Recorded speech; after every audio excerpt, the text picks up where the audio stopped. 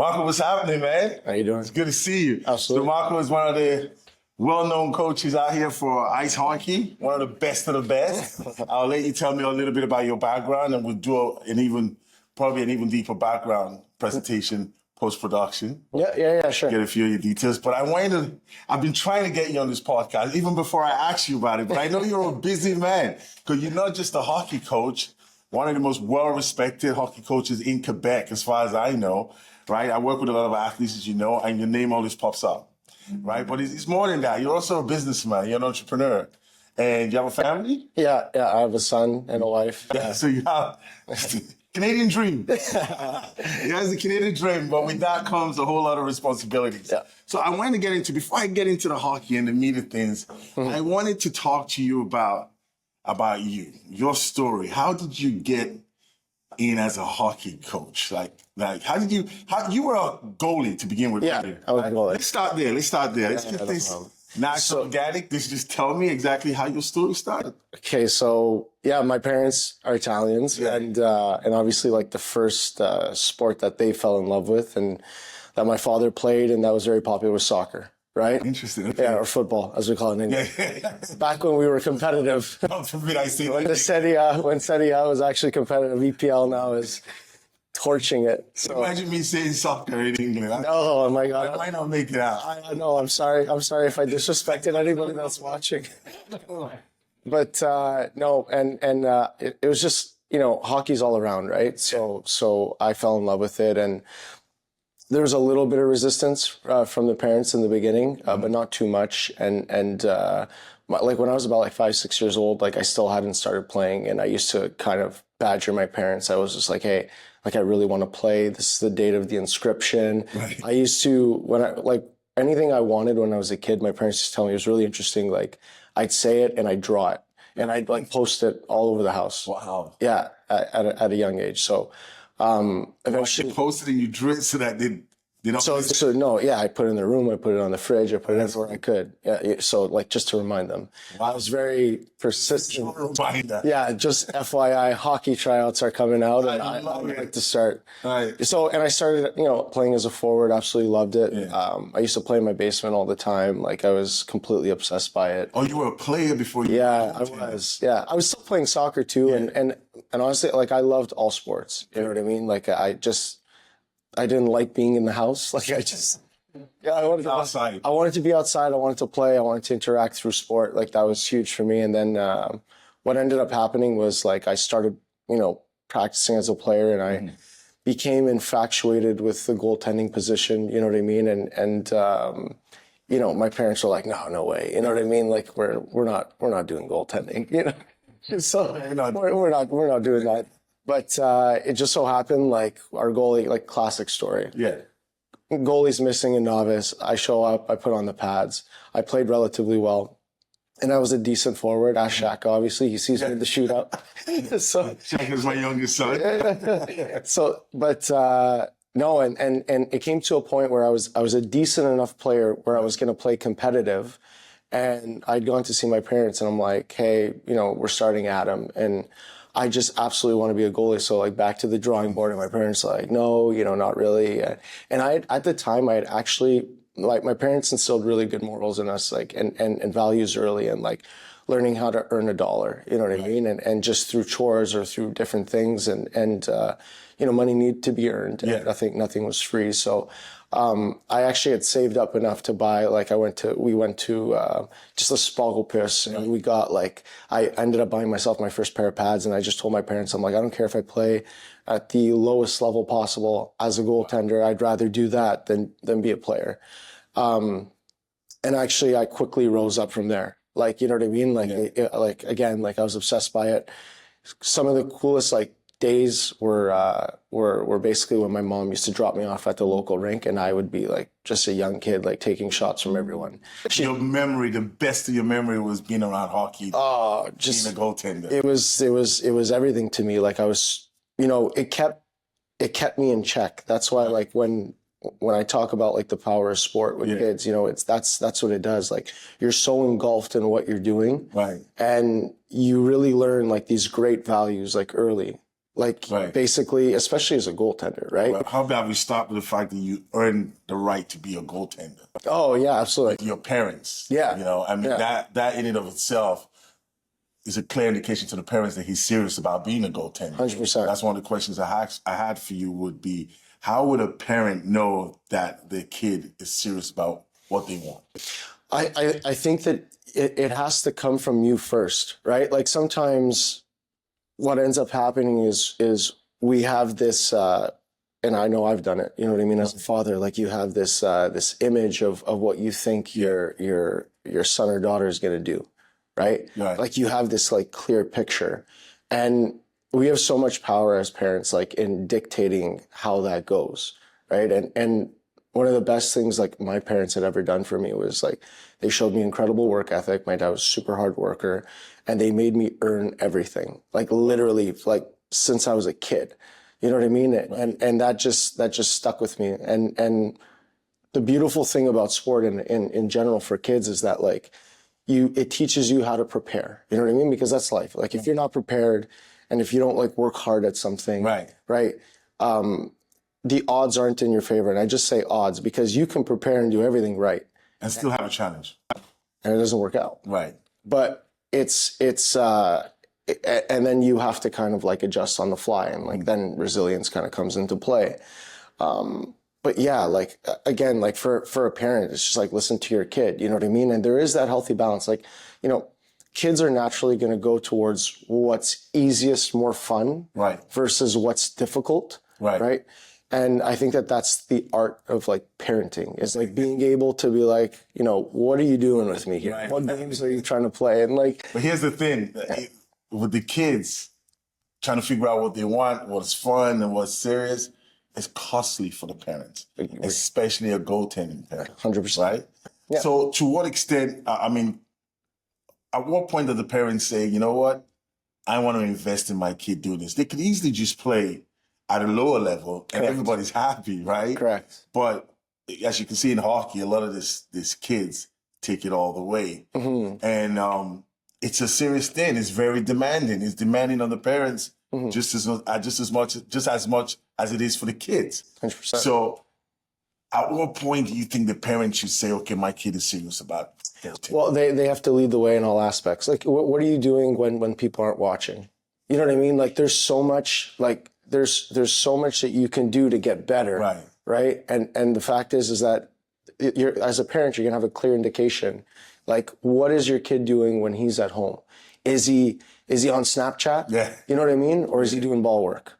Is he doing his flexibility? Like, I'm lucky. I'm in a position where I've worked with enough guys that are either drafted, playing pro hockey, NHL, that's right, you know, pro in Europe, where I've kind of seen their path. Mm-hmm. And even just the fact that even just to get to the NCAA and the QMJHL, like sports is very difficult. Like it's still an incredible accomplishment. Like you get to the NCAA, like you're 1% of your sport. Right. And then like the 1% of that 1% makes it, right? So like the odds are really, really difficult. So you have to kind of have like just that unbelievable like drive and also that undying love, and like whatever happens as long as you can play. Yes. I love what you said about what are you doing when no one's watching. Yeah. I mean, you can take that mindset and that philosophy for your all aspects of your life. You know, whether you're in sports or in school or whatever you're doing in any career, you can take that mindset, right? So, but when you think about it with these young athletes, right? Yeah. It's a challenge for them to mature that quickly from having just fun and now to being serious in an organized sport like hockey. You know, when it comes to making that transition, a lot of athletes fall off, right? Here's my take on that.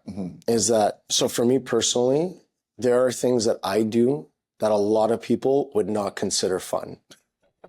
Training was fun for me. Right? I know a ton of really good goalies, like, and there's no coincidence. They love putting in the work. We have goalies in common, right? Like we got athletes in common, right? Yeah.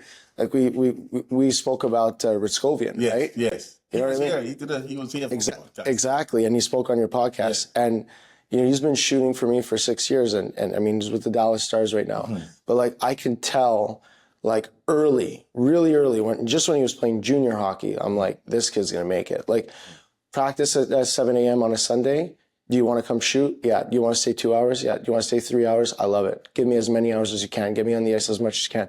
And we used to chat a lot. Like, his mindset was unbelievable. For him, getting up early, right, and putting in the work, it's something that he wanted to do. And from the outside perspective, that's like, oh my God, this guy's putting in work. Right. And for him, it's like, it's what he wants. It's what he wants to do. It's a way of life for him. That's all it is. So it's not, if you're forcing it or it needs to be forced, right, then there's a bit of a red flag.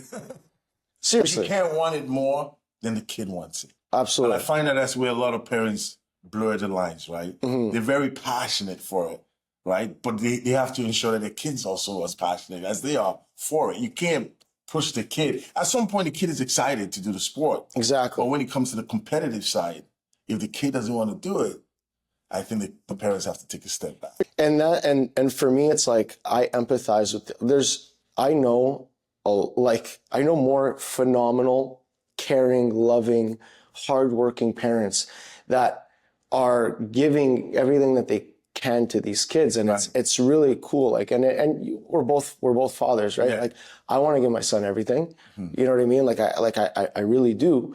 But it's so hard when, like, emotion, like we always talk about, emotion in business. It's so easy to be like stoic in business, Right? But when it comes to your kid, being stoic is hard. You know what I mean? And having like a rational mind, because like your heart's so heavily involved. So like, I empathize with parents, and I think if you know, being in the position that I'm in, I'm very honest. Like, parents know that. Like, I'm pretty blunt too. Yeah. You know, some don't even think I'm friendly, but it's not that I'm not friendly. It's just like, I have to give sound advice about their development, and it affects their pocket. Like, I'm very proud to say what we do, Cartier Hockey, we are one of the most affordable places, Right? You know what I mean, for hockey development, which is naturally a super, super expensive sport, right? Like, we allow everybody the opportunity to develop and train. We have programs that, you know, people can be on the ice for $30, $40, the same way that it can go up to $170. Was that part of your business model coming in when you looked at it and said, hey, a lot of people can't afford this, and let's see how we can get... Why would you do that? Because I had to pay for my training.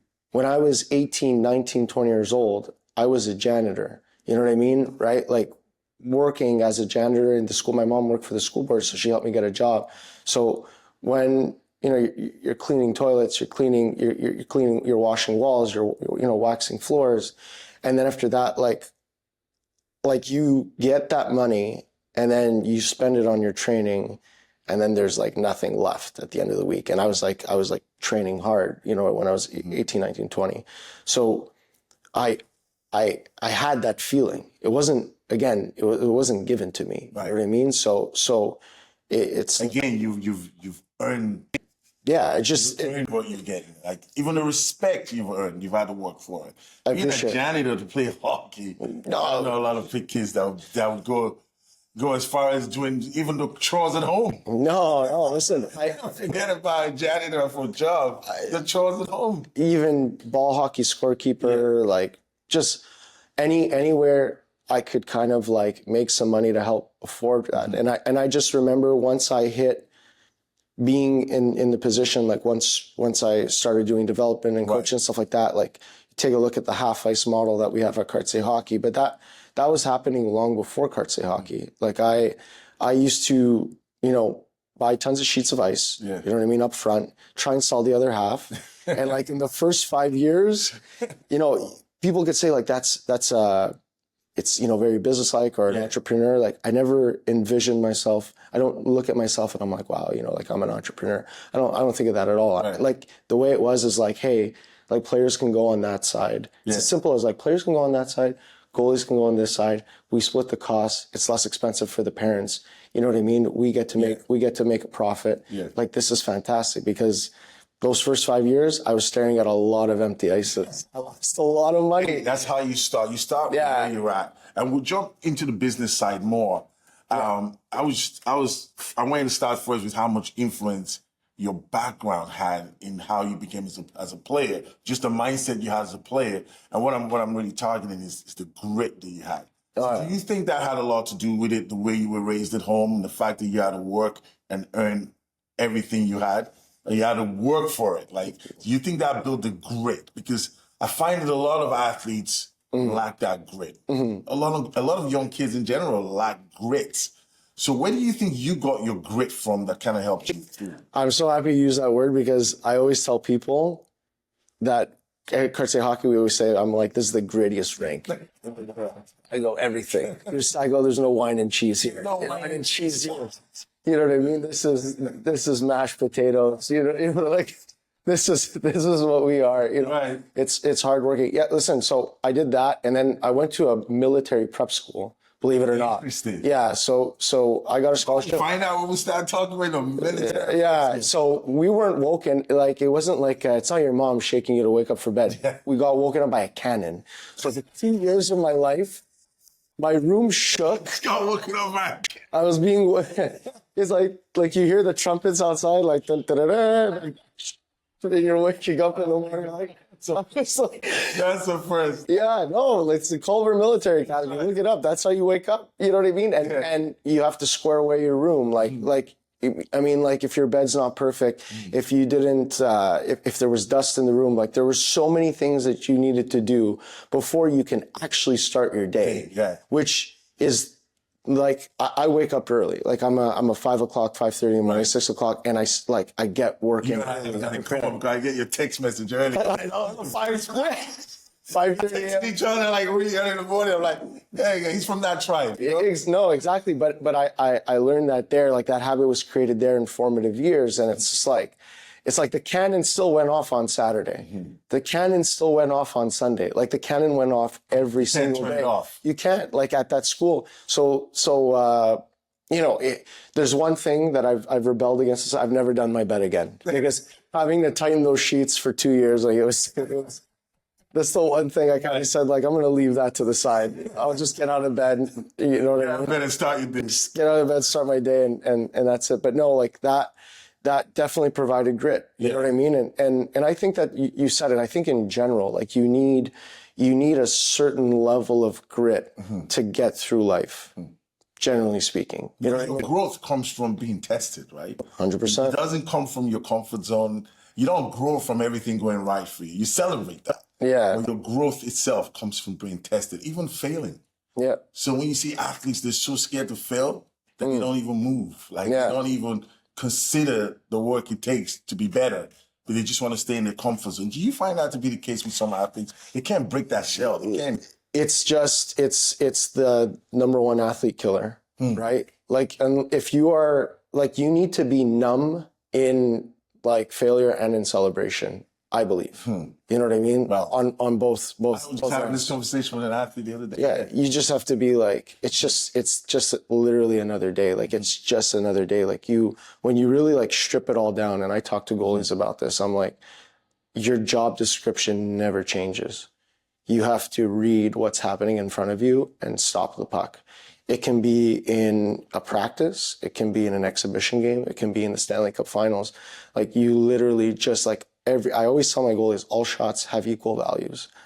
They just do. You know what I mean? And it's probably true for everything else, right? Like, Indeed. Like I've tried to relax a little, you know what I mean? Obviously, like PJ brings more the fun side out of, you know what I mean? Out of me. He's more partner, another exactly. guy. Yeah, he's super charismatic and like, yeah. He's like, he helps me, you know what I mean? Like have fun and it's great being in a partnership with him.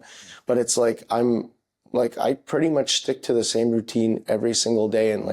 And I don't know if mentally, like subconsciously, like I'm protecting myself, right? From highs and lows because I don't like them. You know what I mean? So I try to keep my life as neutral as possible. Well, that helps you build that consistency we're talking about. Yeah, exactly. Consistency in mindset, consistency with performance. If you have the right mindset and it's consistent, whether it's high or it's low, it helps you perform better. And it's going to bleed into the athletes that I work with, right? It's going to bleed into the other trainers that I share the ice with, right? Like I'm all about action. Right. You know, it's now we're right in the midst of it. How do you define a good goalie? Like a solid goalie? How would you define him? What are the characteristics that you would expect to say, he or she has the it factor. That's a great goal. So it's like really comes down to belief system. Like there's like an aura about a goaltender that really, really firmly believes in their game, right? And it's like it's something that you can't teach. Like you can see them stand. It's in their posture. It's in the way that they follow the play. Like they have that X factor. Like you can't. Like you have to remember, so you have 64 goalies in the NHL. There's not one that's the same, right? There's not one that's the same. They're all different. Their size, sizes. Like you try and draw comparables, but like you really that comes down to the fact that like every single one of them lacks something that the other one doesn't have, like from a physical standpoint. Right. But the great separator between all of them is just like their belief system, their ability to kind of like bounce back from goals. Yeah.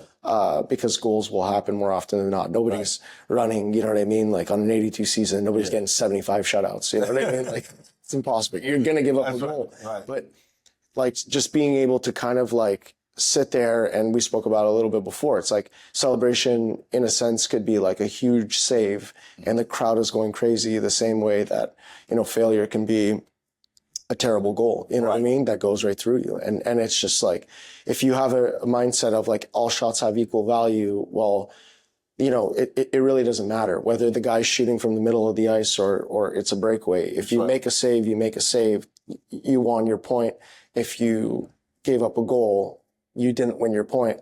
On to the next one, right? So when you say the belief system for the kids that are watching this right now, can we be more specific? Yeah, absolutely. What you mean by belief system? Is it how they prepare for the game, how they have conviction the conviction in the movement? You can tell, like a lot of goaltending is being ahead of the play, right? Like you have a system that's built. Every coach builds a system. They want the score to be 50-0. Yeah. They want their team to score as many goals as possible and not give up a single shot on net, right? Right. So just having that the basis of the battle you're being prepared for, like you have to kind of predict who is, coming at you, from what angles, what type of scoring chances against, whatever the case may be. And you have to be like ultra like focused on that. And if you can be ahead of the play, right, it's going to give you more time on the puck. And the more time you have on the puck, the higher your odds are to make the save, right? And goaltending is very much about that. You can tell when a goalie is having a mental breakdown when they play. 100%. It's very visible. I mean, you can see it right there. It's visible. It's usually they get one goal scored on them, and then the second one goes. And then the next thing, the body language goes off the charts. You just visually, you can see there's something going on, right? In that very situation, how does a goalie reset? And at that moment, how do they reset a situation that is completely derailed, right? And they begin to see it like it's my fault.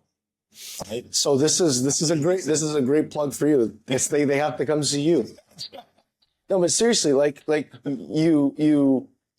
was talking about it with one of my goalies this season.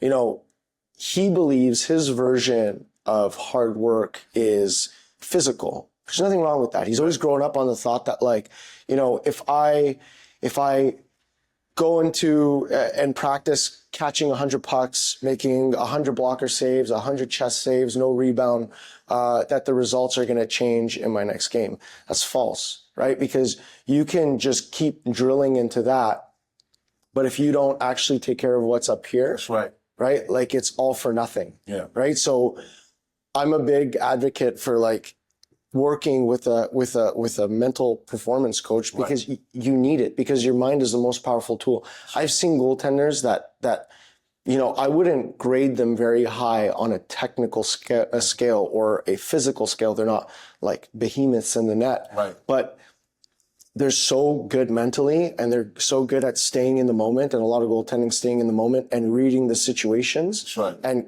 And being well positioned in the situation that they give themselves a chance. Because if you're paralyzed here, your body's not going to move. You know what I mean? You're not going to have the response time, and the game is too quick. Right. Right? It's too quick. It's a fast-paced game. Yeah, exactly. You know what? You just mentioned something that brought me to this. How does size matter? Or does size matter as a goaltender in hockey? So This is the thing, right? yeah, exactly.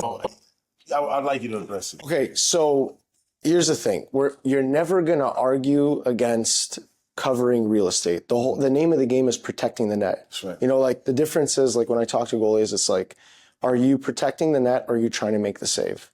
And for me, the answer is you're trying to protect the net. What's the distinction? Protecting the net. So when you're protecting the net, you're playing a positional game, right? Like you're playing against opponents that have situations and you want to kind of like make sure that your routes are such that you're ahead of the puck and ahead of the play, covering as much space for longer periods of time. Got it. Sometimes when you're in a make the save kind of mindset, you're going to be I'll see goalies be a little bit more aggressive, like on shooters, forget pass options that are available. They're going to be a little bit overreactive when, they need to just like hold and be patient. Like remember, at the end of the day, the player decides where the puck is going. It's like a quarterback in football. Exactly. They hold the ball, you think, why is he still holding the ball? Let that thing go. It's right. And I think I kind of feel like the best goalies, you know what I mean? They get that. You know what I mean? They truly understand that. They understand that like their ability to kind of hold steady is going to allow them to cover the most amount of space possible, right? Like if you start to shrink in your stance and make yourself smaller, you start to give off holes. If you can present big in a nice, solid stance, that's going to allow you to maximize your coverage. And again, getting back to the question, it's like, yeah, there's so much that's like in sports in general, you know what I mean? Like size is a factor, right? Mm-hmm. But the fact of the matter is that you need to know how to use that size. Because you're tall or because, you know what I mean, you're wide, doesn't necessarily mean that you're maximizing your coverage, right? And there's so many different factors that play into whether you are big in the net or not, because the way you manage your depth in the crease also is going to dictate that. So, I mean, obviously, I've worked a long time with a guy like Devin Levi who plays in the NHL, who by NHL standards. I've heard a lot about this guy too. Yeah. So he's sub 6'2", but I mean, this is a goaltender that broke records at World Juniors, two-time NCAA goalie. I heard he had an interesting process in being a goalie, like the way he prepares. I think he's very into meditation. Yeah. I heard about that with him. He's very interesting, right? I'm thinking of getting him on a podcast too. Absolutely. Talk about that whole process. He's way more interesting than me. He's brilliant. You know what I mean? He's a computer science major in university while being the top goalie in the country at the time. Obviously signs an NHL deal, which is very difficult to do. Right. Plays NHL games, has massive success. Like, and you were part of that story. I mean, I know you don't want to take it.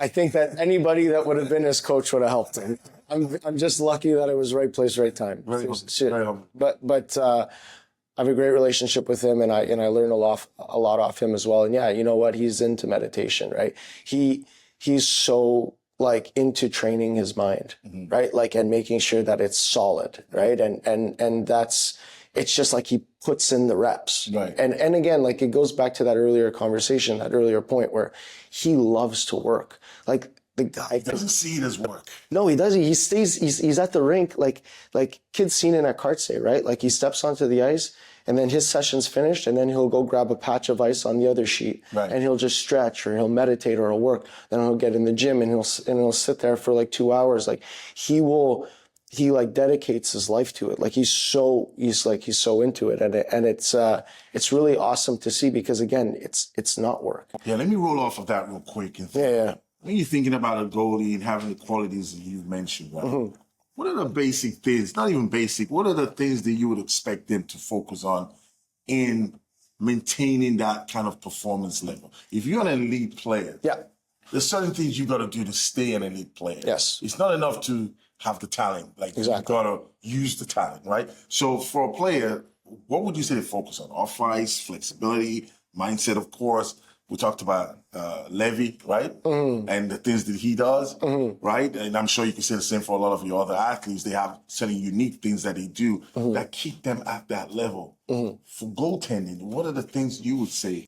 So you have the emotional side of the game, right? Like you have the physical element of the game, you have the mental element, and then you have the tactical, right? And you have all those different parts that you need to work on, right? Like the tactical, super important, like understanding systems that are going to come up against you. And just like the more kind of like hockey that you watch and the more systems you can know and kind of plant them in your subconscious, the more that your brain is going to be able to recognize the patterns that are coming. And there's so many different patterns as a goaltender, like just even reading off the way the player's shooting the puck or the way he's going to pass the puck. Like you can spend a lot of time working on the tactical stuff. So it's not like a cookie cutter thing in the sense where you can have like, say for instance, if I'm a goaltender who knows that I'm pretty solid when it comes to the tactical side of the game. Like I see the game, sense the game very well. Right. That's good for me.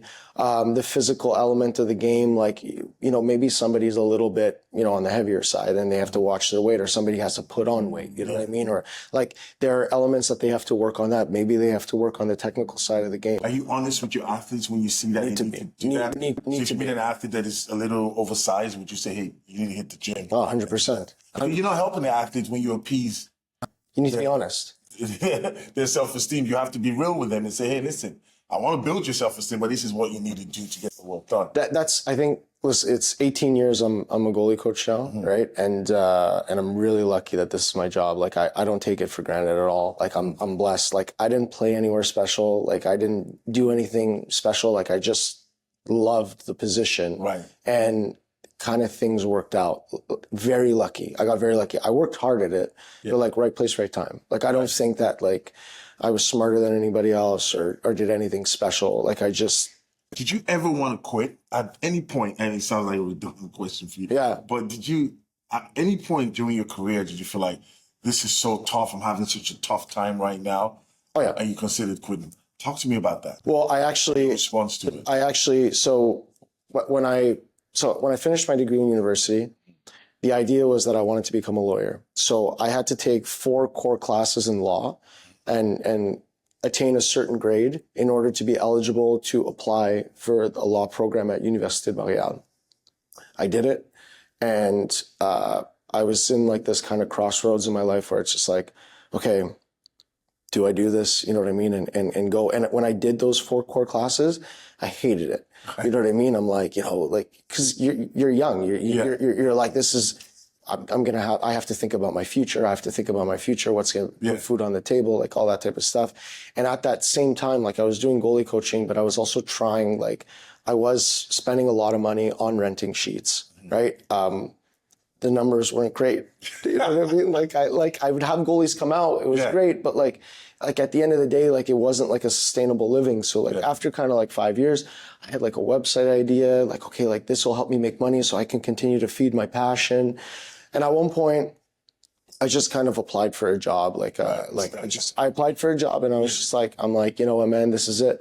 But it's actually like 2 months into that job that I was offered like a position as a technical director for hockey. And I looked at it and I said, okay, like that's decent there. And if I do a couple practices here, maybe this can lead to something. And it just, I don't know, it just like took off. Like, and every practice for me was like I'll never forget the beginning, because I was talking about it with his name is George. He was by my side like since day one, and we would talk about the beginning, and it was just like every practice was just like the Stanley Cup Finals, like everything I had, you know what I mean, all day, every single week, like it was unbelievable. Get home, my then girlfriend, now wife, so look at me, she's just like, you're still watching hockey? Like it was just that obsessive nature. Like I wouldn't stop, and I always just wanted to get better and better and better and better and better.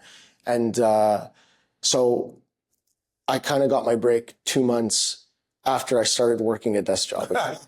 Is there anything you know now that you wish you knew then that would have really helped you along the way?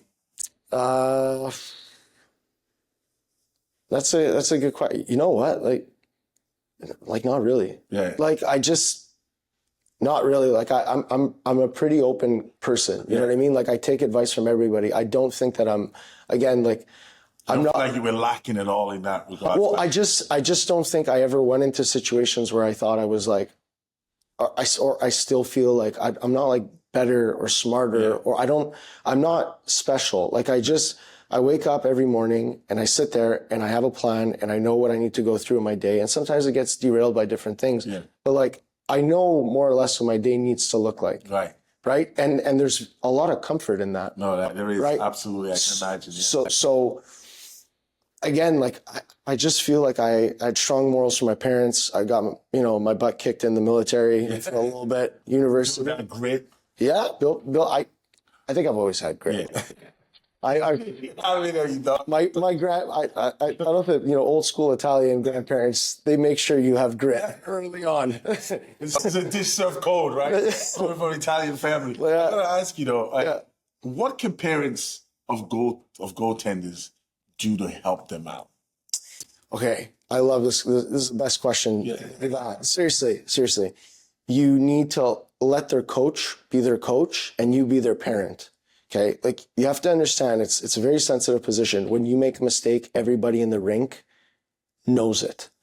People yell, it's on the scoreboard. There's so many different indications. And there's a lot of kids, a lot of young kids, they struggle with like failure. You know what I mean? Like anything else. Like, I mean, they're only starting to have the mental tools to kind of get through that situation, especially if people start running up the score. Right. Like when you got 5 on you, 6 on you, and horns are blaring and parents are yelling and stuff like that.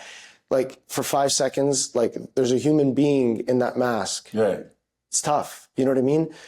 The worst part about it is, and again, I'm never going to tell anybody how to parent their kid, and they have every right to tell their kid the way they feel. Mm-hmm. But they should also understand that like they only have like one person, like, 2 people in their life, or, maybe some grandparents stuff that they can call like mom or dad.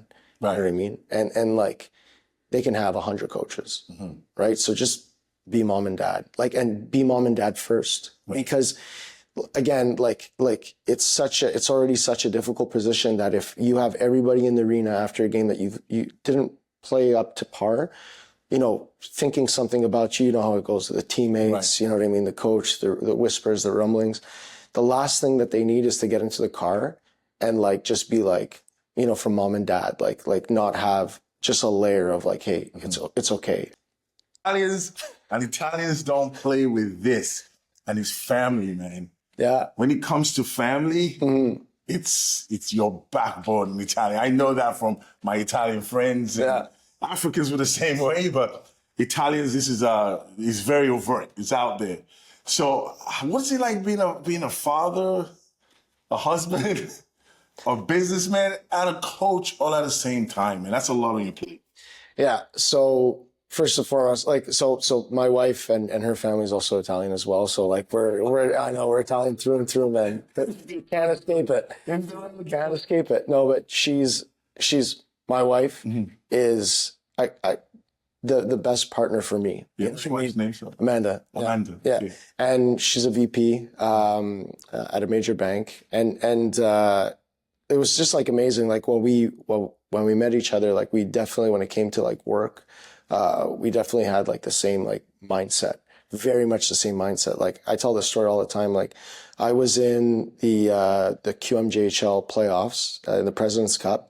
And then we were also doing the Memorial Cup, and she was pregnant with our first son. And I hadn't like seen her for like 3 months, and like she was pregnant, and her attitude with me is just like, do your thing. You know what I mean? Like, go through it. And she's been incredibly supportive. And especially in the beginning, like I used to wake up, like when we didn't have the own rink, like I'd have to go to any sheet of ice I could find. So there was a lot of days, like I'm leaving Griffintown at 6 a.m, and I'm only seeing her at 9:30 at night. And there's not a lot of, people that would have put up with that. Right. So, and I was working 7 days a week, and I still work 7 days a week. And she like has travel, like we both work a lot, and her family, like, work ethic, it's like a non-negotiable, right? My family, work ethic is a non-negotiable. Right. So like we met on those terms. And I think that that's the one thing with like a lot of Italian stuff. Yes. Yeah. It's like you like a non-negotiable is just like having respect, you know what I mean? And making sure that you have strong work ethic. Like behind every successful person, regardless of what they do, if they're married, that their wife had something to do with that success. Oh, yeah. A huge part of it. What would you do if your son or daughter decides they want to be a goaltender? Well, my son has decided. Oh, I mean, he's 5. He hasn't decided. He's like, you know what I mean? Tomorrow, like he's changed his mind on everything. He's, you know what I mean? Like I don't know, like I had to bring him, he became obsessed with LeBron James for like 2 weeks. So I took him to basketball classes, and that was an adventure in itself. I can imagine. Yeah. But so I had to we had to substitute hockey. I'm having him try different things, you know what I mean? But listen, he's trying. It's fun. Like, obviously my first practice I did with him, he looked at me and like, I was teaching him, because I have like, I try to teach everybody like the basics the same way. Right. But he had stopped me and he was just like, your practice is boring. Like, yeah, straight up. He just told me. If you want the truth, talk to a child. No, he was just like, your practice is boring. I was just, oh my goodness, I'm going to give you another coach. And he loves the other coaches at Cartier. He hasn't warmed up to me yet. You know what I mean? And it's also hard. Like, he needs like a coach that's not me, because he sees me as dad. As dad. You know what I mean? Like, thin line, isn't it? No, yeah. Listen, I can't. One of my partners in St. Lazare, right, is Manny Fernandez, right? Like, Manny played 13 years in the NHL, and I work with his son Matsis, and Manny is obviously like, he's very well decorated. He won some Williams trophies. Like, he's done it. You know what I mean? And even him, he has other coaches work with his son, right? And that's because that line gets blurred when you're dad, right? So I don't think I'll be coaching my son if he's serious about it. And it's cool. Like, I want him to have a relationship with somebody, you know what I mean, that other than me, and I can just be dad. And if he seeks my advice, I'll tell him. But you know how honesty goes, right? Yeah. Right? Like, sometimes like you're going to say something that's truthful that they're not going to want to hear, and it may hurt their feelings. So the jury's out on that for me. That's where I come in. Exactly. The mindset performance. Exactly. No. I say the same thing you say, and when I say it, it's like a light bulb just went up. That's beautiful. Because they want you to be dad. Yeah. They want you to be dad. Exactly. Be there for them to inspire and build them up when their heads down. Exactly. I'll be there pointing out all the things they do wrong, because soon enough they start to equate that to how you feel about them as a person. All right. Just even talking on that line is, how do you feel sports in general helps build the character of It's for, I mean, I'm so biased because it's all I know, right? so yeah, but at the end of the day, like, it goes back to what I said earlier. It's like, kids need to know like what it feels like to prepare and have success, to not prepare, not have success, prepare and not have success at the same time. Like, they need to learn how to work with a team, with others, with coaches, like, cause that's just life in general. Right. And that's what I love about it. That's like the teacher. That's why people bring their kids to sport. You know what I mean? Like, yes, there are the visions of being a professional, and I'm not somebody that sits there and I'm just like, oh, like, you're never going to make it. Like, I hate that mindset. Like what I love at Cartier hockey is like, every day during the summer, there is somebody that walks through that building with an NHL jersey on, right? With their NHL gear, and those kids, and it's like, they look at them, and the effect that has on them is incredible, because it breaks down that fourth wall. The barrier's gone. Yeah. Like, you can see the person. I can be that guy or that girl, you know? That's like, you look at them and you're just like, you're sitting there and you're like, wow, like this, it is possible, right? Like, it really is possible to do these things. It's not that. And then you start to get a little bit closer and you see the way they work and the things that they do, and you start to realize that there's literally no coincidence, right? Like, there is no coincidence. So you aspire to do that. Like, go all the way, try your best. You know what I mean? Try to be a professional, use that language, like, allow them to dream. I mean, you're young once. Like, they're allowed to feel like at 10 years old, like, I hate when I hear they're like, oh, you're never going to make the NHL. At 10 years old, you don't know. You know what I mean? Like, you don't know. You know what I mean? Don't have no determining factor to say you can't make it. You're the only one that can say you can't make it and you should follow. You know, that would become true. If you decide you can't make it, you can't make it. You know what I mean? That's literally, you know, that's literally what it is. And it would have been easy for people. Like, I was a goalie, right? Who's obviously undersized. I wasn't gifted with the physical attributes of a professional athlete.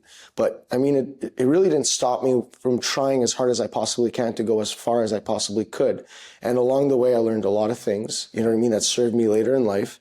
And it also, I still have the privilege to like work in the sport because I didn't quit. You know what I mean? And a lot of people quit. That's right. That's just what they do. They want to do something and they either don't go for it because they're scared or insecure, or, you know, they just... I got to ask you this, you know, and this is something I hear from a lot of parents from different sports, because I work with athletes from different disciplines, different sports, right?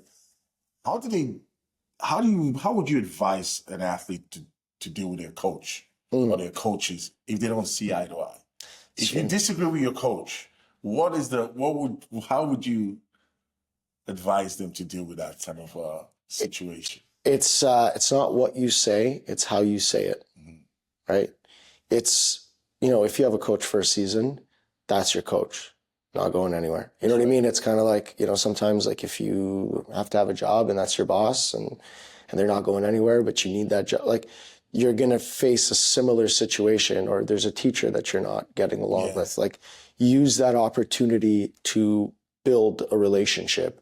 You know, like if the relationship's uncomfortable to start, like take care of your side of the street, right? Like do everything that you can to make sure that everything that you're doing is trying to, like, you know, build a proper relationship. I agree with that entirely. Would you encourage communication with the athlete and the coaches? Some athletes are so scared to speak to their coach. And what would you say about that? Do you encourage them to speak to their coach or just leave that up? No, I would go for it, because like, you know, you're teaching them also how to deal with fear, right? Like sometimes like the scenario we're talking about here, it's fear based, right? It's just like, I feel like this coach does not like me, or they're not using me the way that I feel that I should be used, right?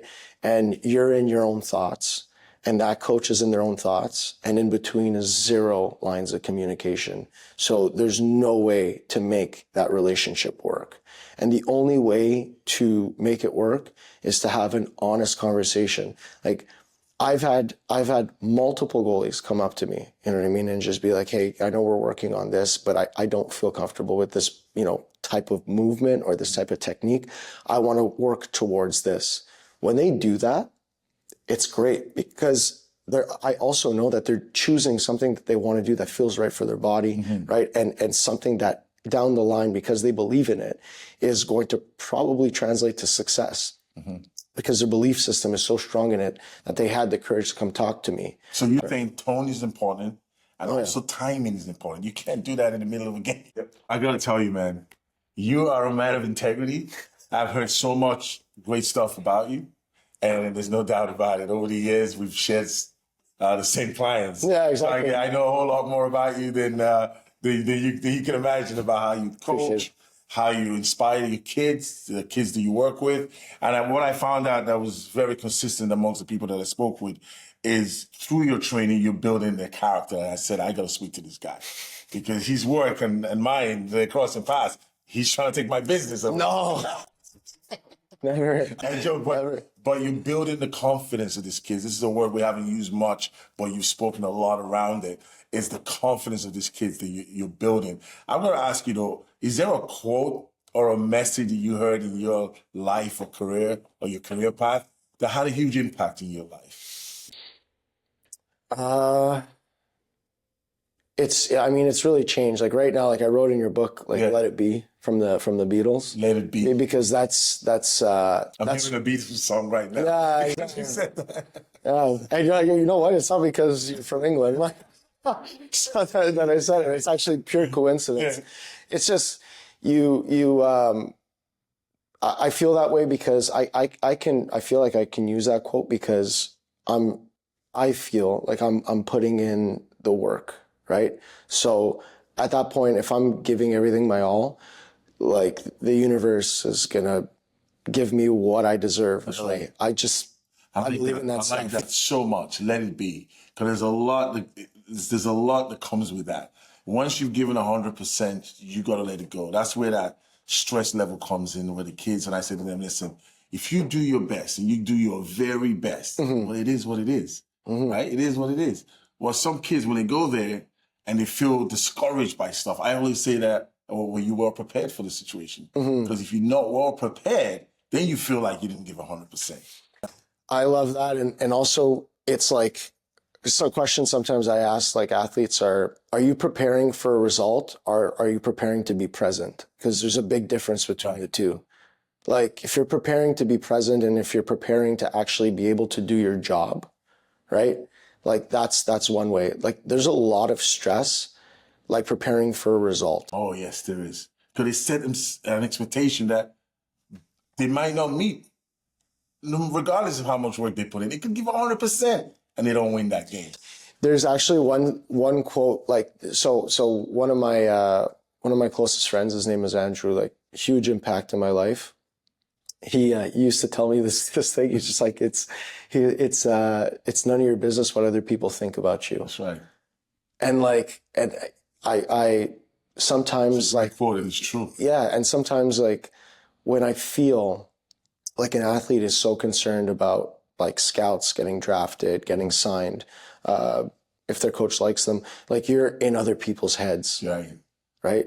Which you don't have any control over, right? So I guess it ties back to let it be, but that's the reality is that you don't have any control over that. You know what I mean? Control what you have to control. Exactly. Yourself. Exactly. So that's something else that like for me is like something that I kind of lean into sometimes, even when like I'm not perfect, when I am too concerned about what other people think about what we're doing, you know what I mean? And how they're going to perceive it. It's just like, you know what, as long as I'm honest with myself and I know that I'm giving the people the very best of me and the very best of my abilities, I can't control the rest, man. Let it be. Let it be.